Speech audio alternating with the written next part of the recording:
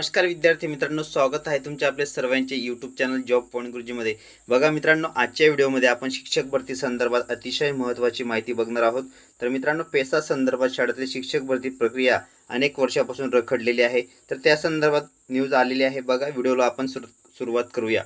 तर पेसा क्षेत्रातील शाळांमध्ये पदभरती विरोधात सर्वोच्च न्यायालयात याचिका दाखल करण्यात आलेली आहे। बघा, आणि राज्यातील 13 जिल्ह्यातील पेसा क्षेत्रातील शाळातील शिक्षक भरती प्रक्रिया अनेक वर्षापासून रखडलेली आहे।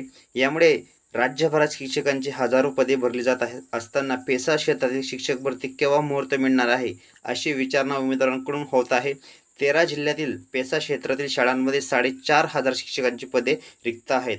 अनेक शिक्षण आयुक्तालयामार्फत 28 फेब्रुवारीला अनुसूचित जमाती व प्रवर्गातून निवड झालेल्या उमेदवारांची कागदपत्रांची पडताळणी संबंधित जिल्हाधिकाऱ्यांकडे उपस्थित राहून करून घ्यावी अशी सूचना दिली आहे। त्यामुळे पेसा शिक्षक भरती गती मिळेल अशी शक्य होते आहे। बघा, शक्यता होती, मात्र पेसा शिक्षक भरती संदर्भात सर्वोच्च न्यायालयीन सुनावणी सुरू होत आहे। बघा, तर आदिवासी विद्यार्थ्यांचे शैक्षणिक नुकसान सर्वोच्च न्यायालयात दाखल याचिकेमुळे पेसा क्षेत्रातील शाळांमध्ये शिक्षकांच्या जागा रिक्त आहेत आणि त्यामुळे आदिवासी भागातील विद्यार्थ्यांचे मोठ्या प्रमाणात शैक्षणिक नुकसान होत आहे।